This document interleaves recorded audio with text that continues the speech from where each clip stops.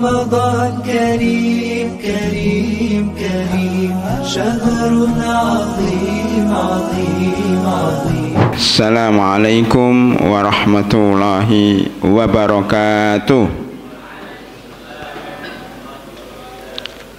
الحمد لله رب العالمين، والصلاة والسلام على أشرف الأنبياء والمرسلين وعلى آله وصحبه والتابعين لهم بإحسان إلى يوم الدين.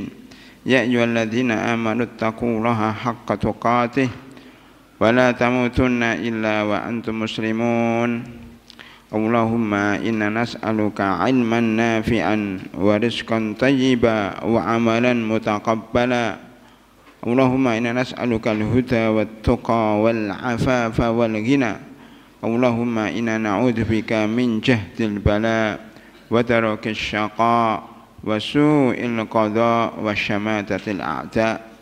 اللهم إنا نعوذ بك من زوال نعمتك وتحول عافيتك وفجاءة نقمتك وجميع سخطك. ثم أما بعد.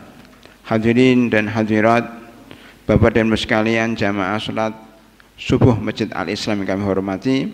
Alhamdulillah, pada hari ini tanggal 3 Ramadan 1445 kita masih diberikan oleh Allah Subhanahu wa taala kesehatan dan panjang umur, ya, sehingga bisa melaksanakan sholat subuh berjamaah pada bulan Ramadan yang mulia ini, dan sekaligus mengikuti kajian kuliah subuh hingga syuruk. Mudah-mudahan Allah Subhanahu wa taala menerima segala amal ibadah kita. Amin ya rabbal alamin. Bapak dan Ibu sekalian, alhamdulillah kita masih diberikan istiqomah. Ya, istiqomah itu berat. Makanya kalau merasa berat dalam istiqomah, kita nyari lingkungan yang kondusif dan baik sehingga membantu kita di dalam istiqomah. Ya, pengajian pagi hari ini sebagai sarana agar kita tetap istiqomah, ya, di dalam menjalankan perintah-perintahnya. Hadirin rahimakumullah, pada pertemuan yang lalu telah kita selesaikan setengah daripada doa hajat, doa sholat hajat.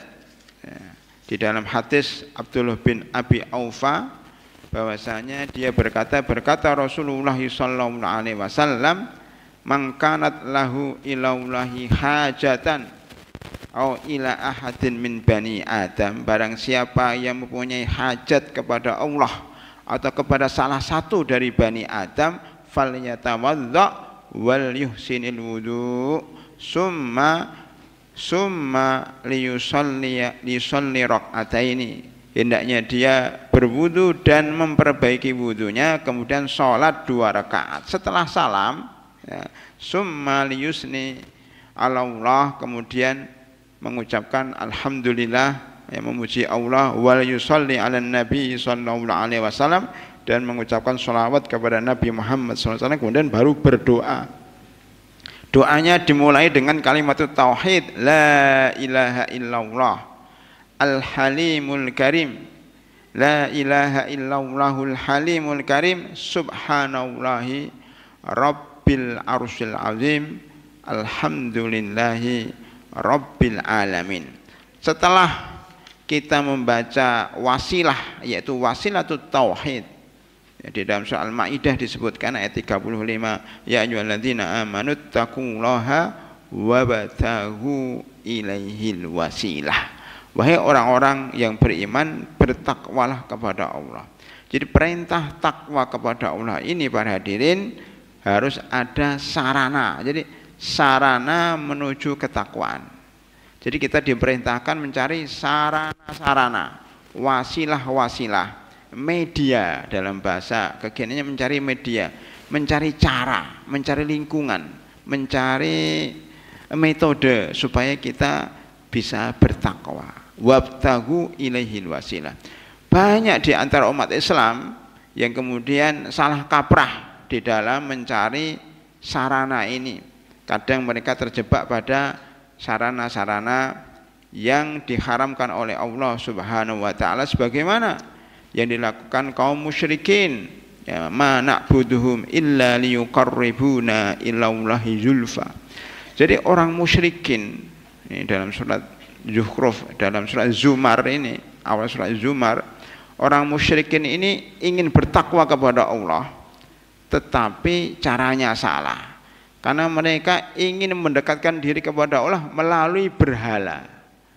Padahal Allah itu qarib, fa inni qarib, saya dekat. Kenapa kalian harus mencari sarana muter dulu lewat berhala? Langsung aja kalau berdoa kepada Allah, tidak perlu mencari sarana lewat berhala. Maka di sana para ulama menjelaskan bahwa wasilah itu dibagi menjadi dua, wasilah yang dibolehkan dan wasilah yang diharamkan. Kalau wasilah yang diharamkan sudah kita sebutkan contohnya. Adapun wasilah yang dibolehkan, ada seluruh wasilah yang disebutkan dalam Al-Quran dan Sunnah, termasuk di dalamnya menggunakan kalimat tauhid, ya, menggunakan asmaul husna. Kalau di sini sarananya apa? Mengucapkan kalimat tauhid, la ilaha illallah al-karim al-halimul karim subhanallahi rabbil arsyil azim alhamdulillahi rabbil alamin. Itu sarana untuk mendekatkan diri kepada Allah Subhanahu wa taala.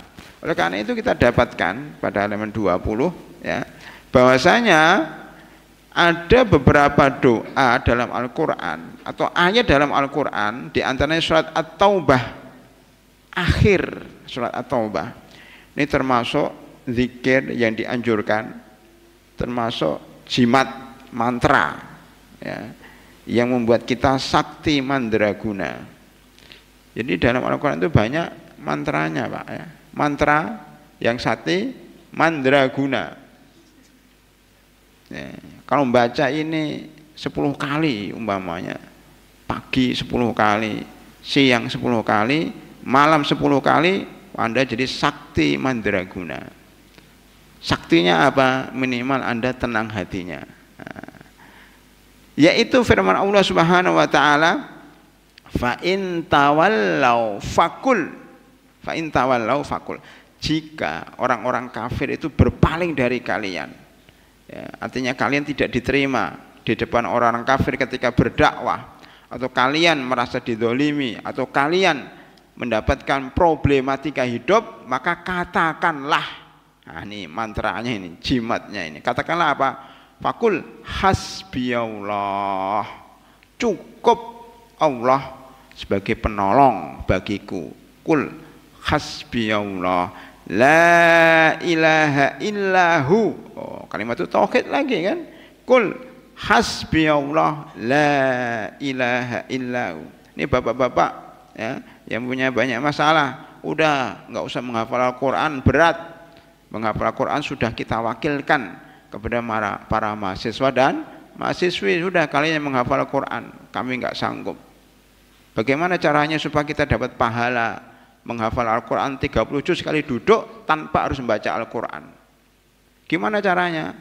Beri orang yang menghafal Al-Quran itu uang. Nih saya beri uang, kamu makan, kamu minum, kamu pakai baju, pakai uangku. Nah, jadi dia membaca Al-Quran dari pagi sampai pagi, capek, kita tidur, pahalanya sama. Kenapa? Karena dia hidup, makan, minum dengan uang kita. Jadi bapak dan ibu tinggal bekerja aja, ya. Ketika mereka membaca Al-Quran, bapak dan ibu tidur. Jadi pahalanya sama. Yang satu, ya, mencari pahala lewat lisan, lewat badan, lewat anggota badannya. Yang satu mencari pahala lewat infak dan uangnya. Sama-sama berkorban, maka sama-sama masuk surga insya Allah, ya. Itu. Jadi kalau kita nggak bisa membaca Al-Quran, minimal menghafal ayat-ayat tertentu seperti ini. Ini cuma satu halaman, bukan cuma satu kata, satu kalimat, satu baris. Hasbiyallah la ilaha illahu.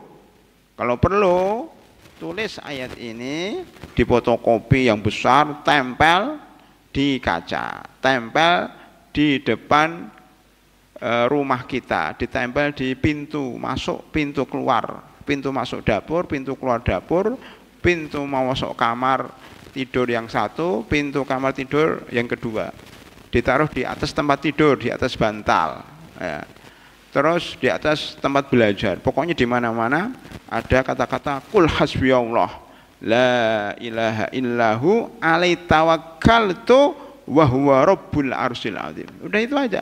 La ilaha illahu Qul hasbiyallah, langsung hasbiyallah la ilaha illahu alaihi tawakkaltu wa huwa rabbul arsyil azim. Pagi hari 7, ya, siang hari 7, sore hari 7. Nah, itu kalau mau ganjil. Kalau mau genap, pagi hari 10, siang hari 10, malam hari 10.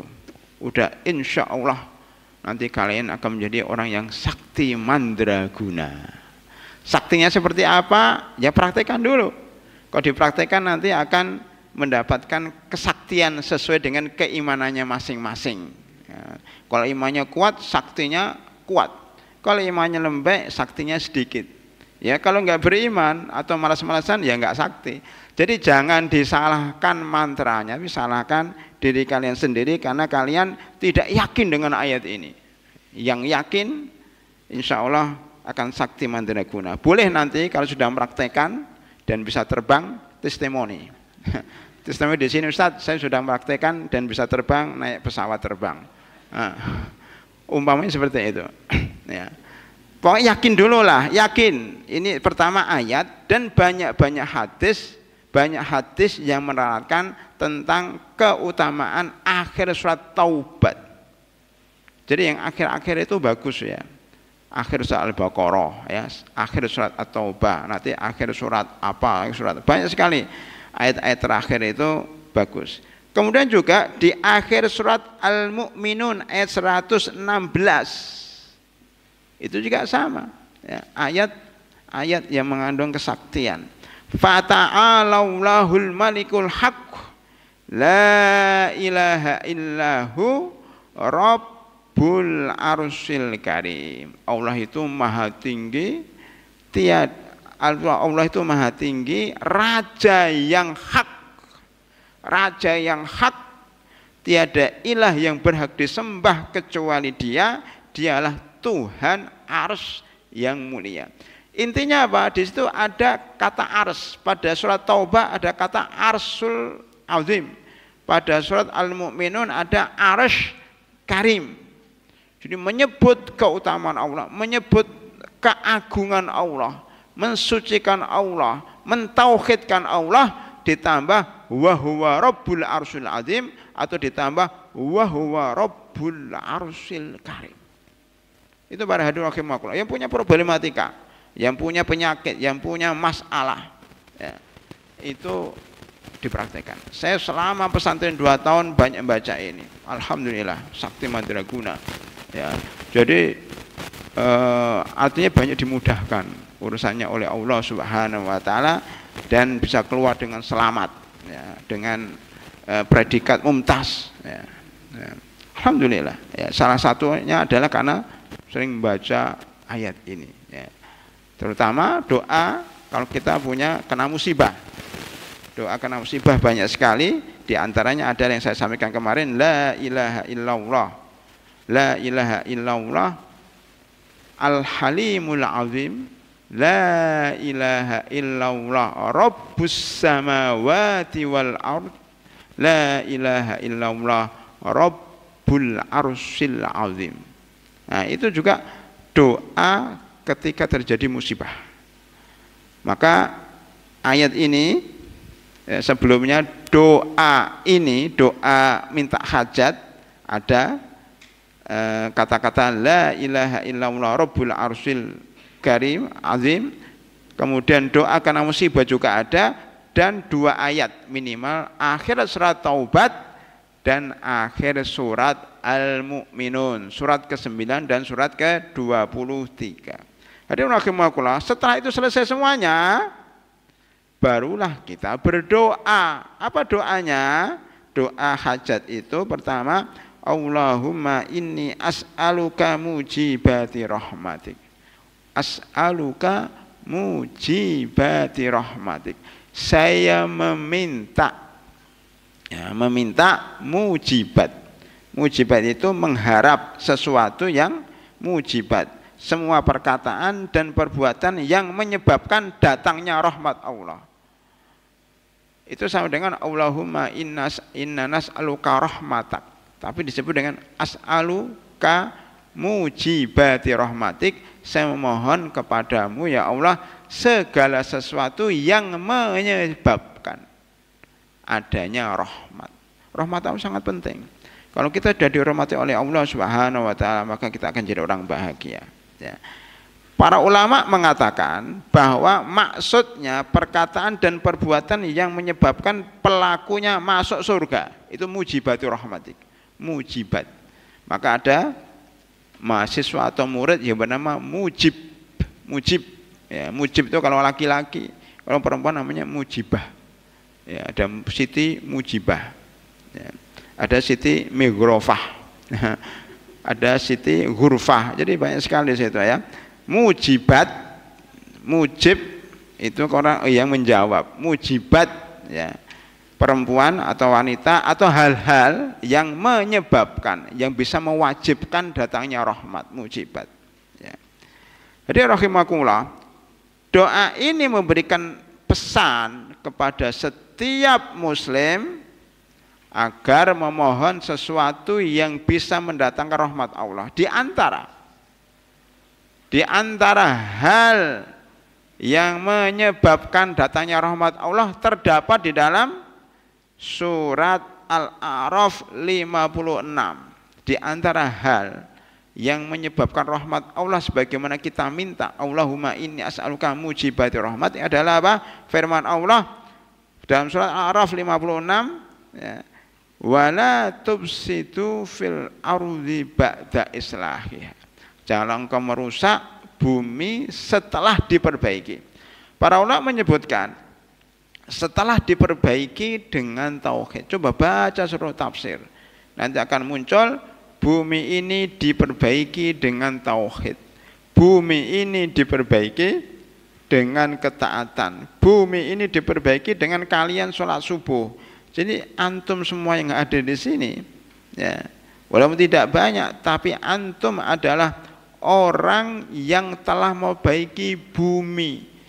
Jadi bumi Jatiwarna, Kampung Sawah ini telah kalian perbaiki dengan adanya pengajian, dengan adanya sholawat, dengan adanya sholat subuh berjamaah. Itu secara tidak langsung membuat lingkungan Kampung Sawah ini jadi baik, jadi berkah.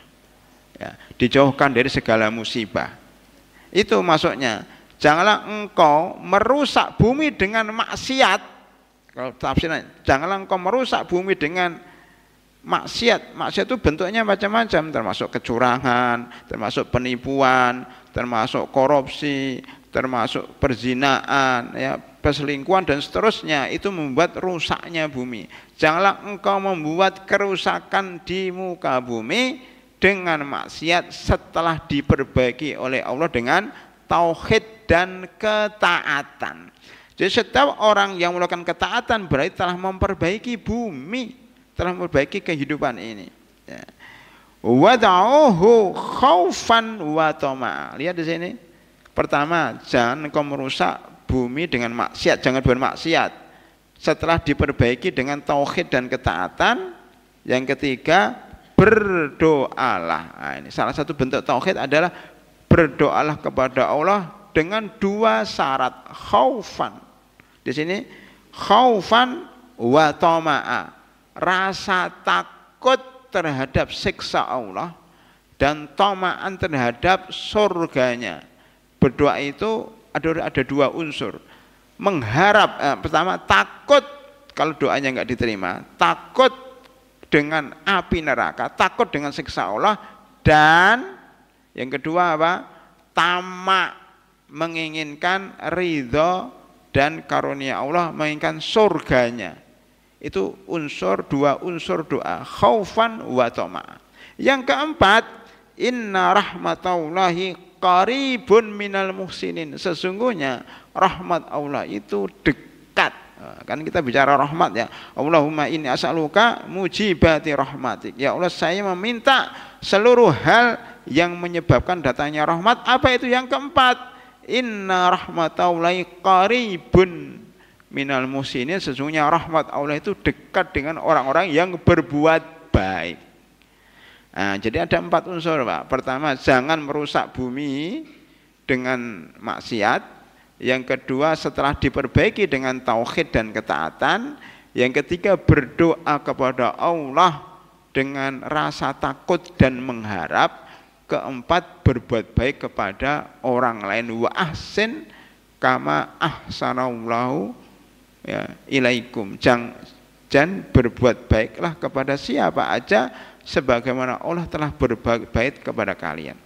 Maka berbuat baik kepada orang lain itu sarana untuk mendapatkan rahmat Allah, sarana untuk kita bisa sembuh dari segala macam penyakit, sarana supaya kita dimudahkan urusannya oleh Allah, sarana agar utang kita terbayar, ya, sarana untuk menyelesaikan banyak masalah dengan cara apa? Membantu orang lain, berbuat baik kepada orang lain, baik dengan harta, dengan jiwa, dengan tenaga, dengan senyuman. Ya, itu intinya. Makanya nggak mungkin orang itu akhlaknya baik, nggak mungkin orang itu terkenal kebaikannya kemudian Allah meninggalkan, nggak mungkin. Pasti Allah akan membantu. Itu kalau antum punya bisnis, supaya bisnisnya itu lancar, caranya digratiskan. Kalau nggak percaya coba, yang punya barang-barang, ya, yang punya barang dagangan, udah gratis. Pasti laris, bener kan? Habis, langsung habis. Tapi habis itu Allah SWT akan berikan rezeki min haitsu la yahtasib, dari jalan yang tidak disangka-sangka. Ya, bener nggak? Terima nggak ini? Diterima dong. Itu nggak usah kita orang kafir pun, atau orang tidak beriman atau orang yang tidak beragama pun melaksanakan itu. Ada namanya dana CSR, ya. Jadi dana bantuan sosial ada setiap perusahaan. Maka yang punya proposal Ramadan, yang punya proposal pesantren, yang punya proposal apa, coba datangi perusahaan-perusahaan besar itu. CSR-nya sampai ratusan juta, 200 juta, 500 juta. Anda sekali proposal dapat 500 juta. Cuma antum itu CSR-nya apa, minta bantuan kepada orang-orang yang perusahaannya nggak besar-besar banget. Ya, kalau perusahaannya besar dan itu diwajibkan oleh undang-undang. Coba ingat, diwajibkan oleh undang-undang, bukan hanya Indonesia, dunia pun, perusahaan-perusahaan dunia itu ada namanya dana sosial, dana infak kalau dalam bahasa agamanya. Itu menunjukkan dia gratiskan sebagian. Seandainya tidak ada dana sosial, ada namanya dana promosi, dana iklan. Itu perlu dana yang banyak. Terakhir kemarin di masjid Pondok Melati Indah Salam itu ada namanya CSR. Ini saya beritahu supaya yang belum dapat ke sana. Dia kemarin ada buka stand mie apa gitu ya, pokoknya mie lah, mie sedap, mie enak, mie apalah.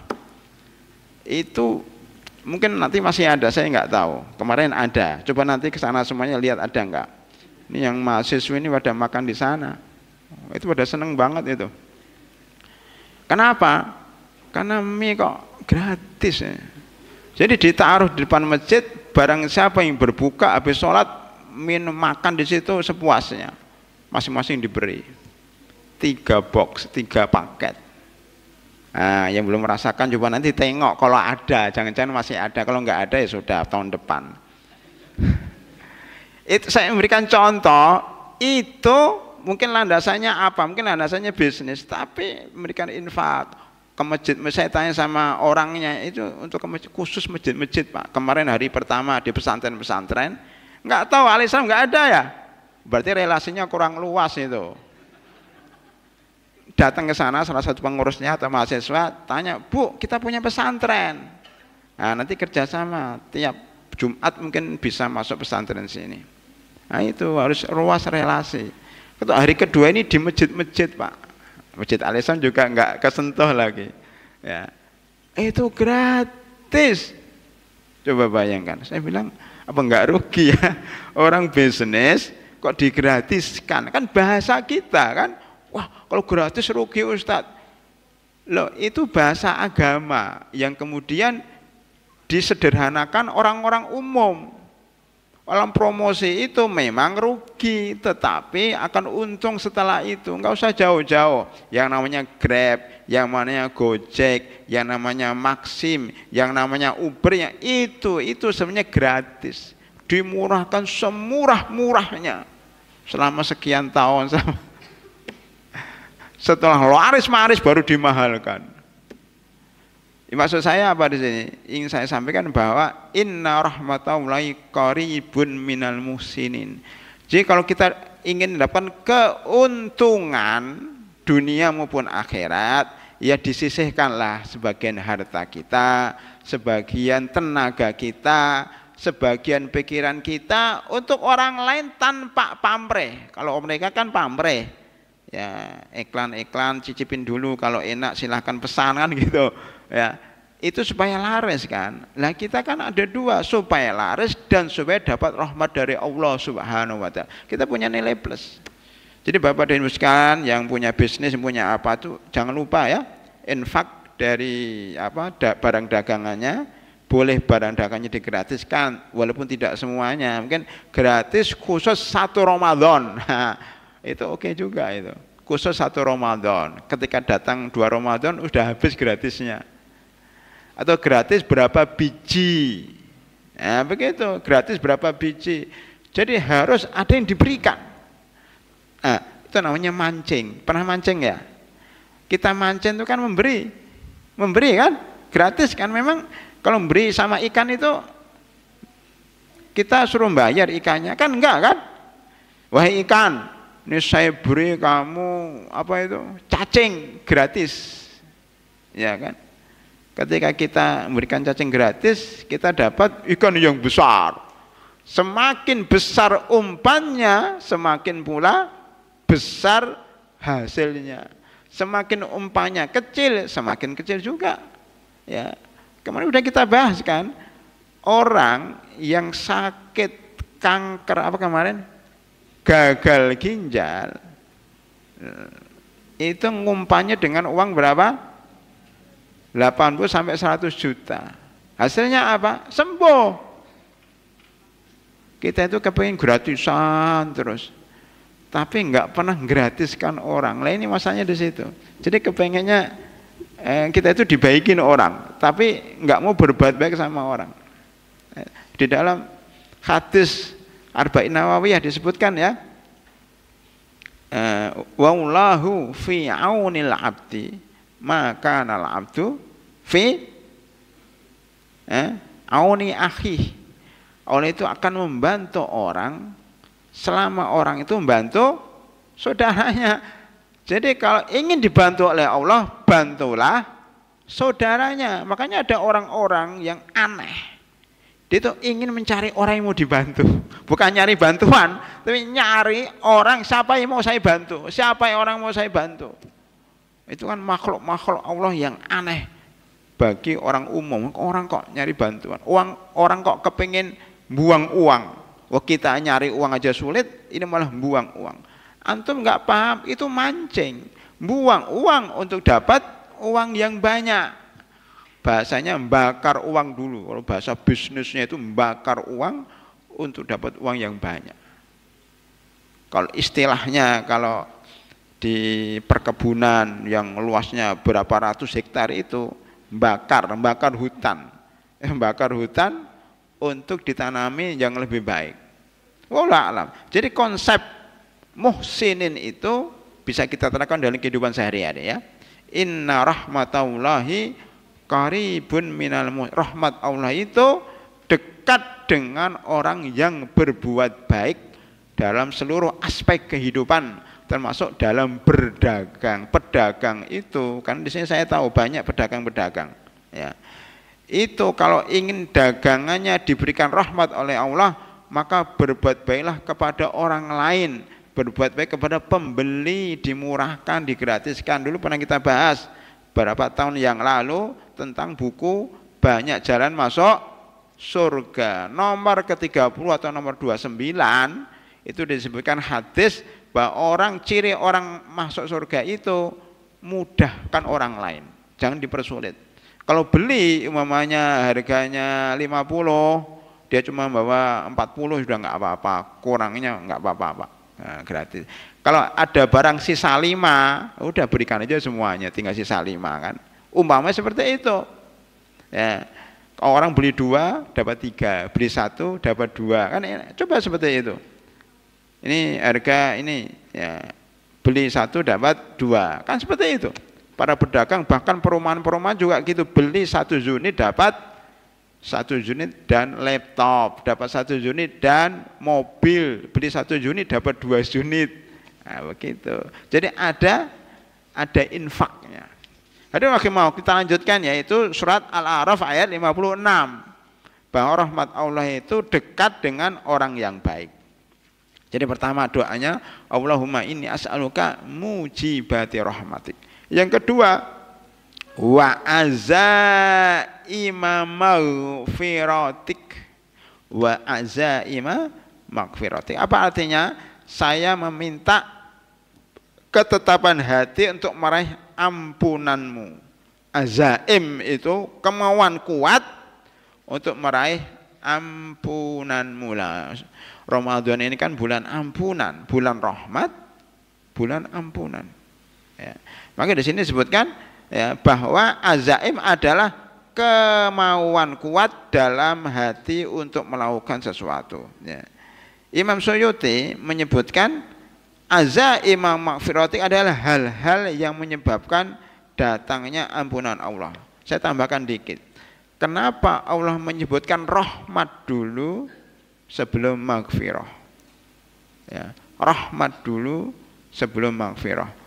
Disebutkan di dalam surat Al-A'raf ayat 23. Tadi kan Al-A'raf 56 ya. Al-A'raf 23 itu doa Nabi Adam.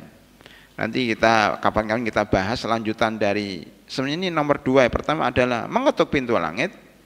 Sekarang membuka pintu langit ya. Nanti yang ketiga, ini kan warnanya biru ya. Maka baju saya biru juga ya. 02 biru itu langit.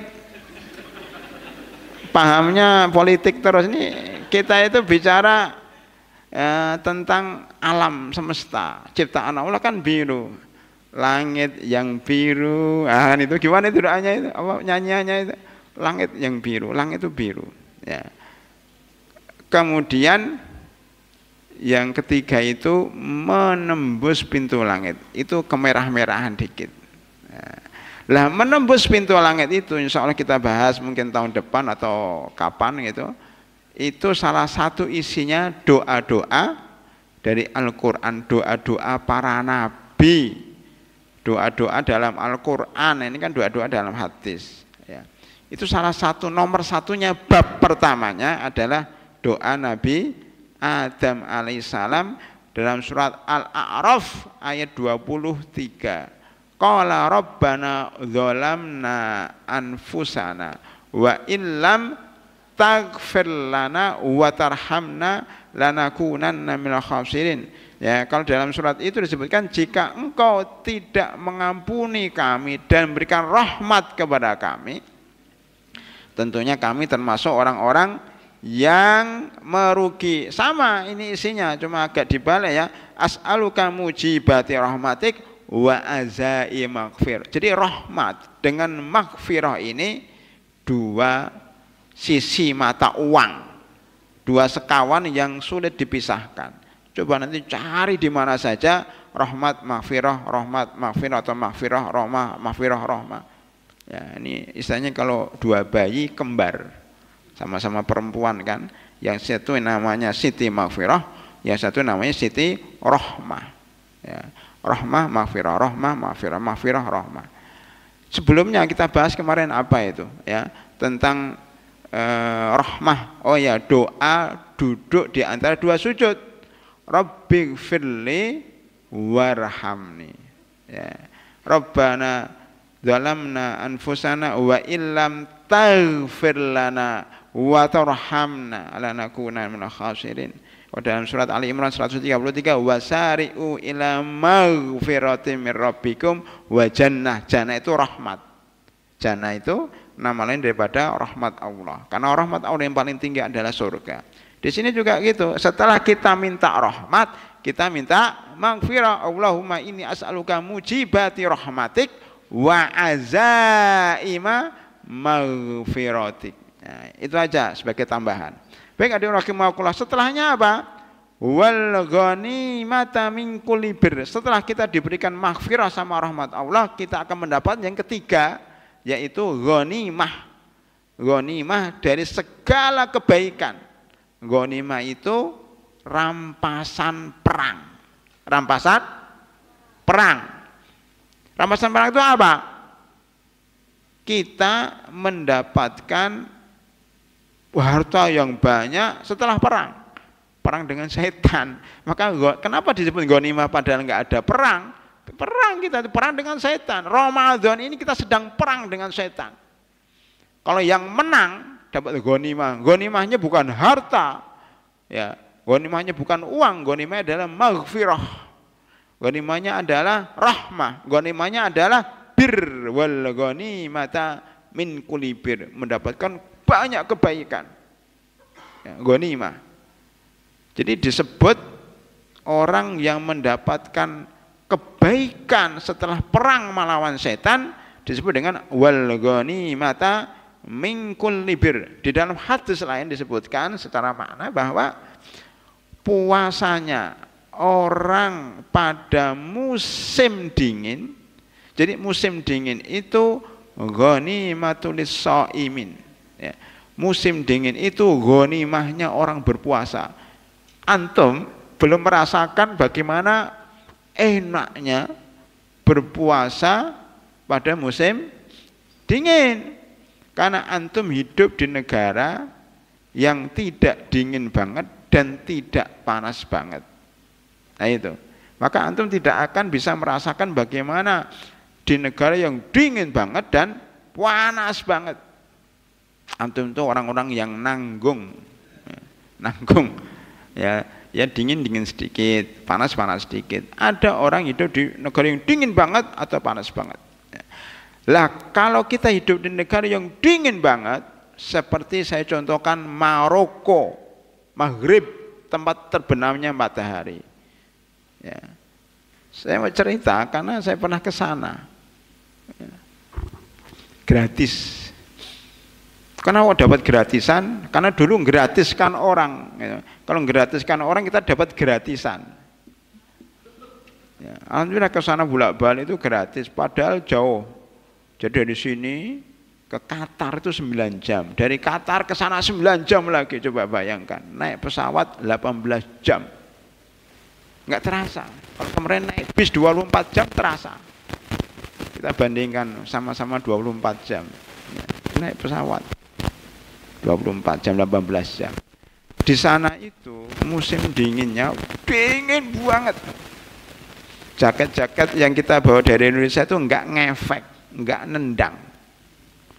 Mau 3 jaket, 4 jaket enggak bisa. Dingin banget, menggigil. Waktu itu ya mungkin Januari, mungkin sekitar Januari tahun sekian, lupa saya. Itu dingin banget. Ya di sana ketemu dengan tokoh-tokoh dunia. Termasuk ketemu dengan Zakir Naik, ya, dengan ulama-ulama apa Sudan, ulama Saudi, ulama yang nggak saya sebut satu-satu. Hadirin rahimakumullah, di sana salah satu yang sangat terkesan sampai sekarang adalah malamnya panjang banget. Jadi kita itu maghribnya itu sekitar 5:30. Ya, pakai ilmu kira-kira aja ya, 5:30. Jam 5 lebih dikit. Nanti subuhnya 6:30. Begitulah ya. Intinya bahwa kita itu setelah berbuka, anggap saja kalau puasa ya, berbuka Kemudian sholat isya-nya sekitar jam 6 lebih dikit lah, pokoknya begitu ya. Kalau tadi jam 5 lebih dikit, isya-nya jam 6 lebih dikit ya. Habis itu apa? Taruhlah sholat taraweh 2 jam. Ya, habis itu makan lagi. Masih pagi, maksudnya masih jam 9 begitu ya. Habis itu tidur 5 jam, 6 jam, bangun masih malam. Padahal sudah capek itu tidurnya. Habis itu baca Al-Quran, sholat umpamanya taruhlah, begitulah kira-kira ya. Sholat atau baca buku atau apa. Karena belum pagi. Habis itu tidur lagi, bangun lagi, masih malam. Coba bayangkan. Makan, kekenyangan tidur lagi, bangun lagi masih malam. Jadi kapan ini paginya? Maksudnya apa? Kalau orang itu pas itu bukan bulan Ramadan. Kalau pas bulan Ramadan bayangkan, ghanimahnya orang berpuasa itu apa? Sudahlah dia makan makan bukanya lama, banyak, enak, sholat tarawihnya panjang sepuasnya, mau kultum mau ceramah 2 jam juga nggak masalah. Habis itu dia tidur puas, bangun-bangun masih ada malam, tahajud lagi, baca Al-Quran lagi, menghafal Al-Quran lagi, habis itu tidur lagi, bangun-bangun masih malam. Bayangkan, makan lagi, tidur lagi, apa lagi? Mau apa lagi? Kalau mungkin bangun pertama makan bakso, bangun kedua makan mie ayam, bangun ketiga makan nasi goreng umpama ya. Ya seringnya anak-anak kan yang makan-makan kayak gitu itu. Ya, bangun lagi ngemil somai, bangun lagi ngemil dimsum,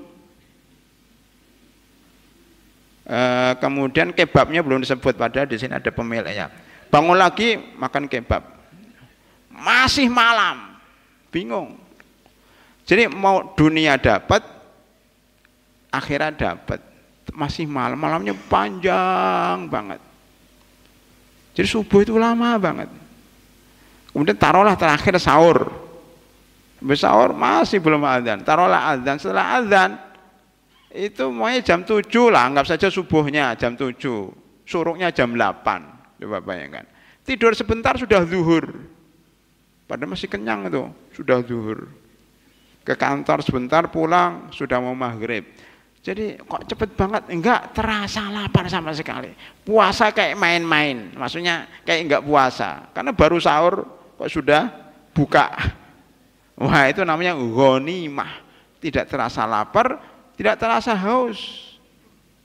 Itu namanya ghanimah. Malamnya bisa beribadah dengan berbagai ibadah. Itu namanya puasa musim dingin itu ghanimahnya bagi orang-orang yang berpuasa. Tapi puasanya musim panas itu siksaan yang sangat berat bagi para orang-orang yang berpuasa.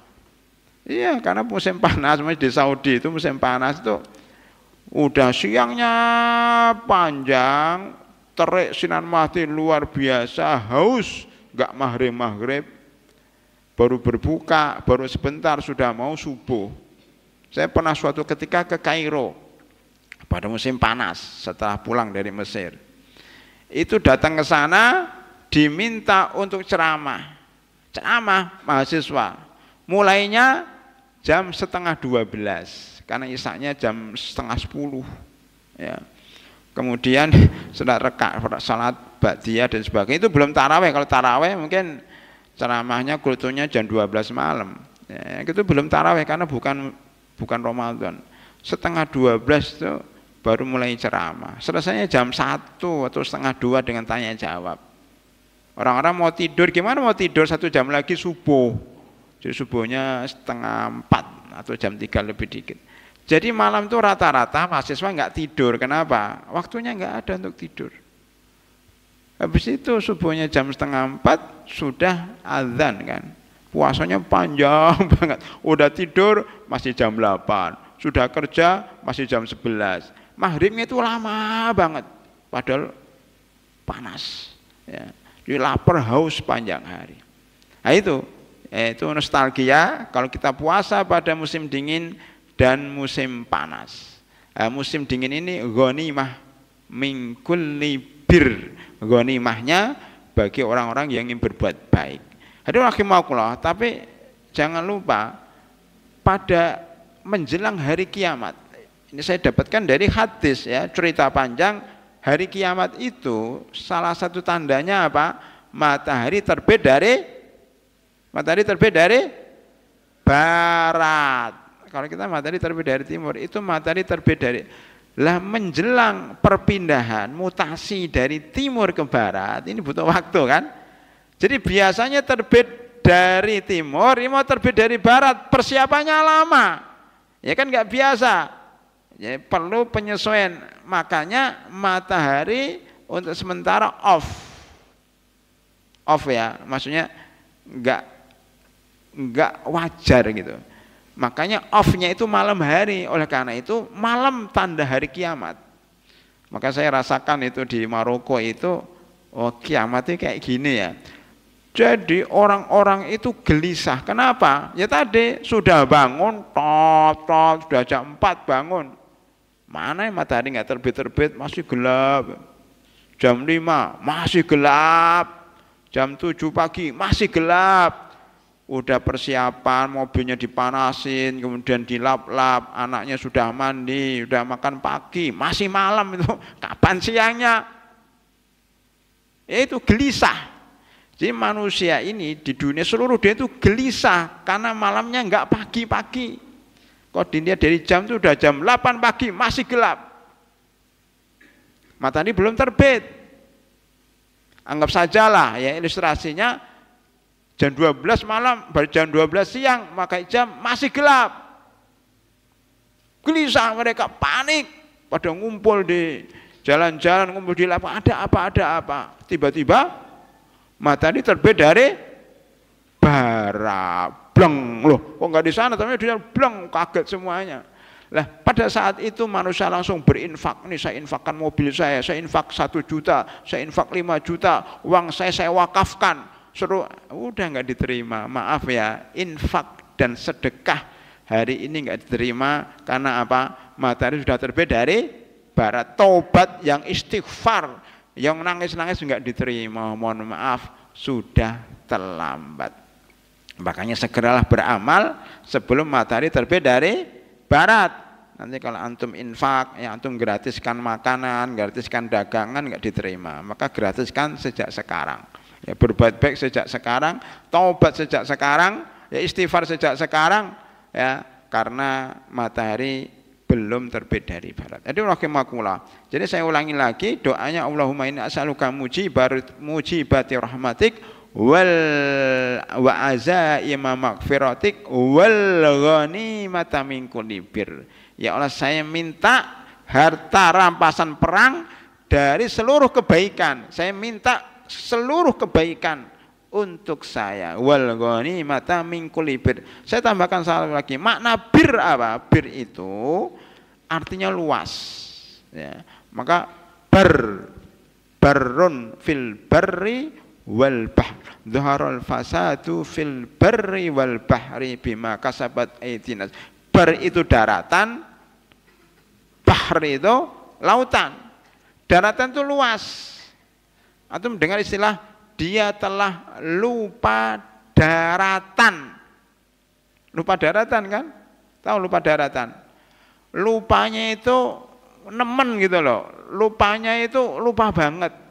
Lupa daratan. Yang lebih dahsyat dari lupa daratan apa? Lupa lautan. Kenapa lupa daratan? Ya karena tinggal di barat. Tinggal di darat manusia. Kalau ikan lupa lautan karena tinggal di laut. Kecuali kalau pas kita naik kapal terus lupa, itu namanya lupa lautan. Kalau kita di darat namanya lupa daratan. Itu ada istilah, itu ada maknanya.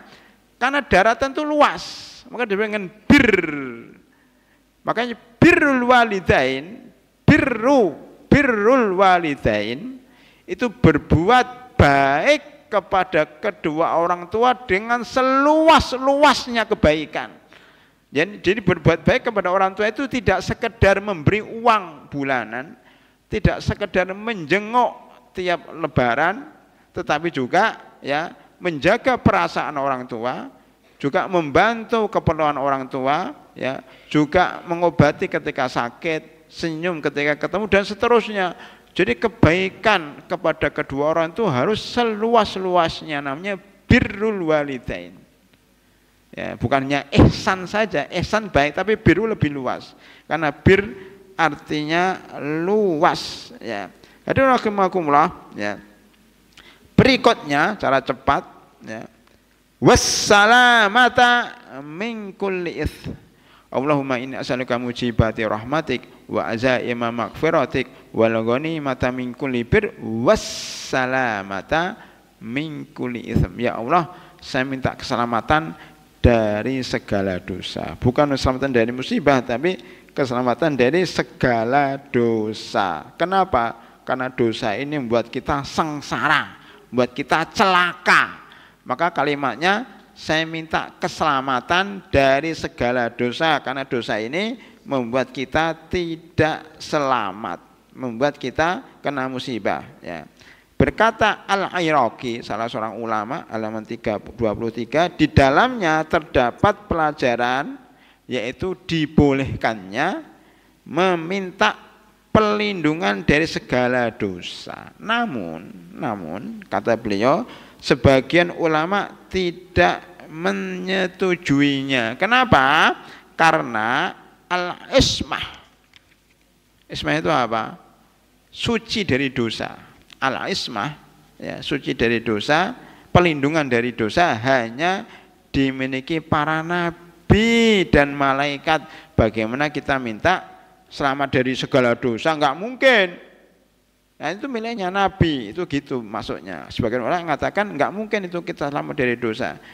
Di dalam buku Kekuatan Istighfar saya sebutkan bahwa manusia wajib berdosa.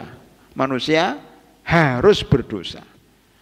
Kalau manusia tidak berdosa, maka akan dihancurkan oleh Allah. Ya. Lau annakum lam tudnibu, ya, dalam suatu hadis atau dalam suatu patah dikatakan seandainya kalian itu tidak berdosa, wahai manusia, maka Allah akan menggantikan kalian dengan orang yang berdosa. Nah, ini untuk orang yang ngaku-ngaku tidak pernah berdosa, ngaku-ngaku tidak pernah bersalah, berarti dia telah menyalahi fitrah. Karena manusia itu pasti salah, pasti berdosa, nggak mungkin manusia nggak berdosa. Bahkan Nabi pun yang dikatakan ismah, yang dikatakan terlindung dari dosa pun berbuat salah, minimal lupa. Nabi Adam pernah salah kan, makan buah khuldi, bahkan dikatakan maksiat. Kalau di dalam surat Toha itu, wa asa adamu rabbahu fagawa, Nabi Adam bermaksiat. Makanya makan buah khuldi, keluar dari surga. Nabi Nuh salah. Karena apa? Meminta ampunan untuk anaknya yang kafir. Innahu laisa min ahlik, innahu amalun ghair salih. Fala tas'alni ma laisa laka bi ilmun. Inni a'idzuka an takuna minal jahilin. Ya kan? Ditegur oleh Allah, "Weh Nabi Nuh, jangan macam-macam." Kan gitu bahasanya ini. Kamu jangan mintakan ampun sama orang kafir, anak kamu yang namanya Kan'an itu. Dia sudah kafir. Itu bukan anak kamu. Nah, gitu. Tegur, Nabi Nuh salah. Siapa lagi? Nabi Ibrahim pernah berbohong 3 kali dalam hadis itu. Pernah berbuat salah juga Nabi Ibrahim. Nabi siapa lagi? Nabi siapa? Nabi Yunus alaihissalam pernah kita bahas kemarin. Kabur dari dakwah, ditegur oleh Allah. Bahkan Nabi Sulaiman pernah berbuat salah juga, ya, berdoa macam-macam atau melakukan sesuatu tanpa mengatakan insya Allah. Ya. Nabi Daud juga pernah berbuat salah. Wadhanna Dawudu, ya, annama fatanna. Jadi Daud itu menganggap bahwa kami sedang mengujinya. Fastaghfara rabbahu wa kharra raqiya. Kemudian beristighfar kepada Allah, kepada Rabbnya. Jadi Nabi Daud juga pernah salah, Nabi Sulaiman pernah salah, bahkan Nabi Muhammad sallallahu alaihi wasallam pernah salah. Abasa wa tawalla an ja'ahul a'ma. Jadi berpaling dari orang yang yang buta, pernah salah karena ngikutin kemauan istrinya kan? Ya ayyuhan nabiyyu lima tuharrimu ma akhalallahu lak. Ya, wahai Nabi, kenapa kau mengharamkan yang halal? Gara-gara tabtagi mardhata azwajik, gara-gara ngikuti kemauan istrinya, ditegur oleh Allah. Dan banyak lagi kesalahan-kesalahan yang dilakukan oleh para nabi, tapi kesalahannya kesalahan kecil, kesalahan tidak sengaja, kesalahan sebagai manusia biasa, bukan dosa yang sengaja, bukan dosa besar, ya. Sehingga para nabi pun beristighfar. Artinya apa? Pertama, yang punya ismah, yang dilindungi oleh Allah hanyalah nabi. Itu pun dilindungi dari dosa-dosa besar, dilindungi dari kesalahan-kesalahan yang disengaja. Kalau kesalahan manusia wajar. Nabi Muhammad itu selama hidupnya itu ketika sholat lupa 5 kali minimal. Lupa berapa kali? 5 kali. Lupa enggak duduk tasyahud awal, lupa tidak baru 2 rakaat sudah selesai padahal 4 rakaat, ya. Ada 5 lah, ada 5 bentuk beliau lupa. Namanya Nabi lupa. Nah, bahkan kadang-kadang Nabi memutuskan, kalau dalam suatu hadis, saya ini memutuskan berdasarkan sesuatu yang lahir. Ya, itu Nabi. Yang batin-batin, kalau orang menipu, kalau orang berbohong, kadang Nabi nggak tahu. Saya itu hanya memutuskan sesuatu yang lahir. Ini ilmu pengadilan, ilmu hukum. Saya itu memutuskan sesuatu yang lahir. Adapun batin saya tidak tahu. Nah, bisa salah kan. Jadi intinya, ini kan saya baru membahas masalah apa, bahwa manusia itu pertama pasti salah. Nabi itu ismah, dilindungi oleh Allah, tapi ada kesalahan-kesalahan kecil. Apalagi manusia seperti kita. Bagaimana kita kemudian di sini minta, saya meminta perlindungan dari seluruh dosa? Nggak mungkin kan gitu, nggak mungkin, pasti dosa gitu. Kenapa manusia pasti dosa? Karena Allah itu Ghafurur Rahim.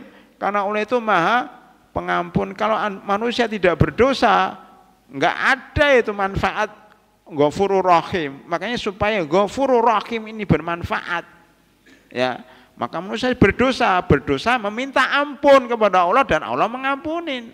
Kalau manusia tidak berdosa, tidak salah, apa fungsinya Allah Maha mengampunin?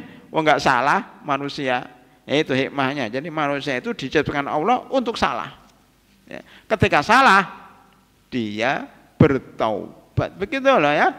Jadi jangan merasa tidak bersalah. Anda itu pasti akan salah.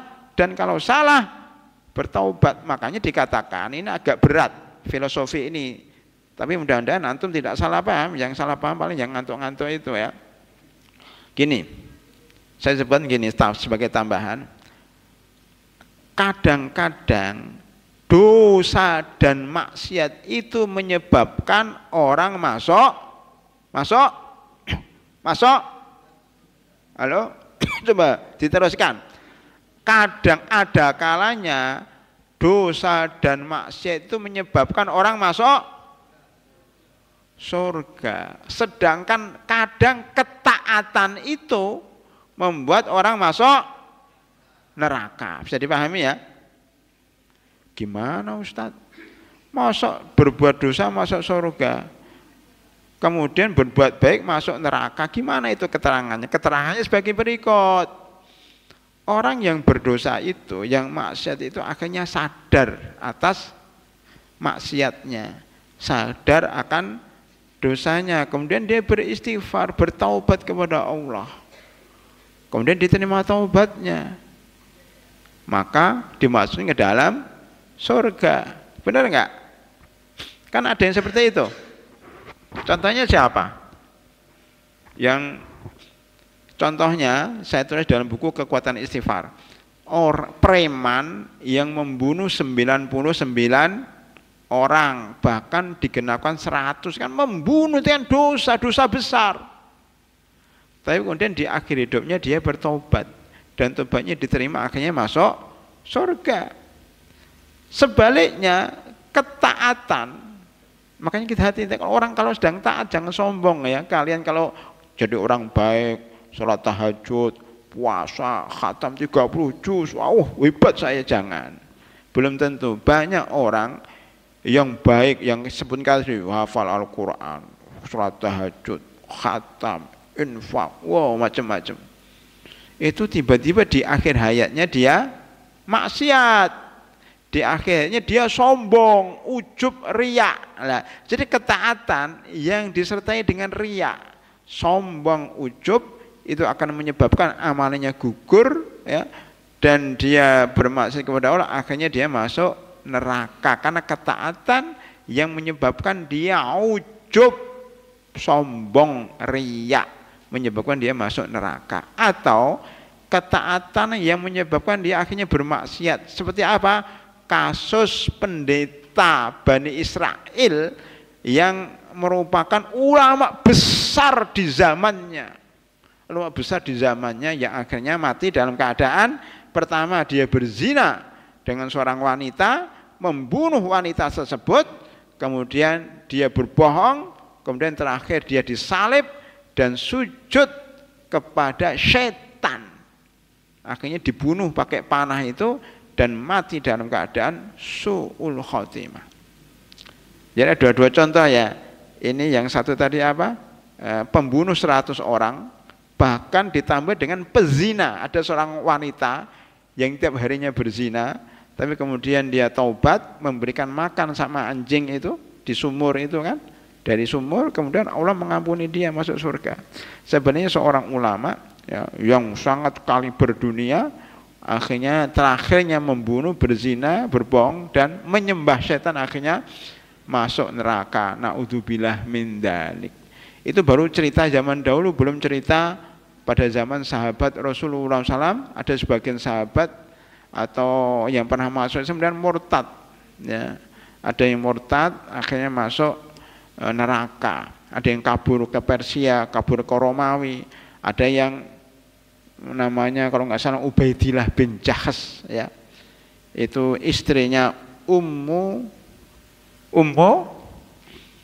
Salamah, maaf bukan Ummu Salamah, saya agak lupa Ummu siapa, diingatkan, salah seorang istri Nabi Muhammad Sallallahu Alaihi Wasallam, ya, Ummu Habibah, bukan Habibah ya, Ummu Habibah, kan di sini ada Habibah nanti salah paham, Ummu Habibah, jadi anaknya namanya Habibah, ibunya namanya Ummu, ibunya Habibah, Ummu Habibah, kalau nggak salah itu adik daripada Abu Sufyan, ya, maaf, adik daripada Muawiyah, anaknya Abu Sufyan, ya, itu kalau nggak salah nikah dengan namanya Ubaidillah bin Jahas. Itu hijrah, coba udah masuk Islam berhijrah ke Habasyah, di sana negara Nasrani, ya, yang waktu itu ada Raja Najasyi, ya, negara Nasrani, lingkungan, sekali lagi lingkungan, orang baik tapi lingkungannya jelek, akhirnya kok jelek. Ini banyak gaul nih, Ubaidillah bin Jahas ini banyak gaul, temannya banyak orang Nasrani, minum-minuman, akhirnya kok enak ya, di agama Nasrani boleh apa saja, akhirnya tertarik, udah dia tanassara, dia masuk Nasrani. Ummu Habibahnya ditinggal sendiri di tempat apa namanya, tempat yang jauh dari rumah itu apa namanya, di tempat pengasingan, ditinggal oleh suaminya, bahkan suaminya mengajak dia masuk Nasrani. Wah, berat banget itu. Kalau imannya nggak kuat, dia akan ikut. Tapi karena imannya kuat, dia mempertahankan keimanannya di tengah-tengah tempat pengasingan, bahkan suaminya larut, tinggal dia sendiri. Karena keimanan yang kuat inilah menyebabkan datangnya lamaran dari Rasulullah Sallallahu Alaihi Wasallam lewat utusannya Raja Najasyi melamar. Yang melamar siapa? Rasulullah Sallallahu Alaihi Wasallam, karena keimanan yang kuat. Akhirnya menikah dengan Rasulullah. Ummu Habibah. Canggih kan? Yang satu murtad, yang satu bertentang keimanannya. Ini maksud saya contoh. Ada orang-orang yang dulunya baik akhirnya murtad. Belum yang lainnya. Ya, dulu ada namanya Abu Amir, dalam surat Taubah disebutkan Abu Amir, ya, yang kemudian murtad, ya, menuju Romawi, itu juga murtad. Hadirin rahimakumullah. Jadi intinya gini, maksiat itu kadang kalau dia bertobat dari maksiatnya menyebabkan masuk surga. Ketaatan yang berujung pada riya, sum'ah, ya. Dan kemudian diakhiri dengan su'ul khotimah menyebabkan dia masuk neraka, naudzubillah min dzalik. Maka kita minta kepada Allah agar hidup kita istiqomah hingga akhir hayat, wala tamutunna illa wa antum muslimun, dan mudah-mudahan Allah memberikan kepada kita husnul khatimah, amin ya rabbal alamin. Saya kira sampai sini sudah suruk ya. Kalau ada pertanyaan dari jamaah, datang nggak pertanyaan? Silahkan. Kalau ada, masih ada al-fauza bil jannati wan najati minan nar. Tinggal 2 keping, nggak apa-apa lah. Besok kita lanjutkan 2 keping lagi, wal fauza bil jannati wan najata minan nar. Kemudian la tada lana dzanban illa ghafartah wala hamman illa farajtah wala hajatan ya laka ridha illa qadaitaha ya arhamar rahimin. Justru doa terakhirlah doa hajatnya ditaruh di paling akhir. Ya mudah-mudahan besok kita terangkan doa hajatnya. Silahkan kalau ada pertanyaan dari jamaah. Ya, sudah syuruk. Dari akhwat yang kadang-kadang nggak ada, boleh pakai kertas sebenarnya. Nah, silahkan kalau ada. Biasanya Pak Zul hari ini lagi capek nampaknya, jadi nggak muncul pertanyaan. Mojok ya. Dari sebelah kiri, kanan. Nggak ada. Baik. Penutup ya. La tada lana dzanban illa ghafartah wala hamman illa farajtah wala. Kalau ditambahin kadang para ulama, Syekh Sudes, Syekh Surem, saya yang imamnya Masjidil Haram, Masjid Madinah itu nambahin dikit nggak apa-apa. Ya. Janganlah engkau tinggalkan, biarkan dosa pada kami di majlis ini. La tada lana dzanban fi hadzal maqam, fi hadzal majlis illa ghafartah. Janganlah engkau biarkan dosa yang kami lakukan selama ini kepada orang-orang di majlis ini kecuali telah engkau ampunkan ya Allah. Wala hamman illa farajtah, dan tidak ada suatu yang gelisah, suatu masalah kecuali engkau berikan solusinya Allah. Ditambahkan wala dainan illa qadaitah, dan tidak ada utang yang kita miliki di majlis ini kecuali Allah telah engkau bayarkan ya Allah. Jadi orang yang punya utang mestinya banyak ke masjid ya, ikut berdoa, pulang dari masjid sudah ada yang bayarkan. Banyak kayak gitu. Loh, kok Bapak sudah kembalikan, tadi sudah ada orang yang bayarkan, kan gitu. Kadang orang lagi makan mau bayar ke kasir, dibilang, oh maaf Bu, tadi ada teman ibu yang bayarkan. Kayak gitu kita berharap setiap ke warung gitu ya. Jadi dibayarkan oleh teman kita. Ya, itu ya. Jadi ada Allah itu mengutus hamba-hambanya untuk membayar utang kita. Allah itu mengutus hamba-hambanya untuk membayarkan jajanan kita, untuk memberikan makan kepada kita. Khususnya pada bulan Ramadan. Rata-rata bulan Ramadan bukanya gratis kan? Nah itu contoh orang soleh itu seperti itu ya. Jadi kalau bulan Ramadan gratis, nyarinya gratisan terus ya. Sekali-kali kita memberikan gratisan sama orang lain. Rahimakumullah. Kemudian yang terakhir di sini wala hajatan ya laka ridha. Kalau ditambahi para ulama wala nasolah. Tidak ada suatu hajah engkau ridha dan bermanfaat bagi kami kecuali engkau telah mudahkan, telah engkau penuhi ya arhamar rahimin, wahai zat yang maha pengasih. Itu penutup doa hajat yang mudah-mudahan nanti bisa kita dalami pada pertemuan yang akan datang. Demikian hadirin rahimakumullah. Kalau tidak ada pertanyaan, kita tutup dengan doa kafaratul majlis. Subhanakallahumma bihamdika asyhadu an la ilaha illa anta astaghfiruka wa atubu ilaik wa akhiru da'wana alhamdulillahi rabbil alamin. Assalamualaikum warahmatullahi wabarakatuh.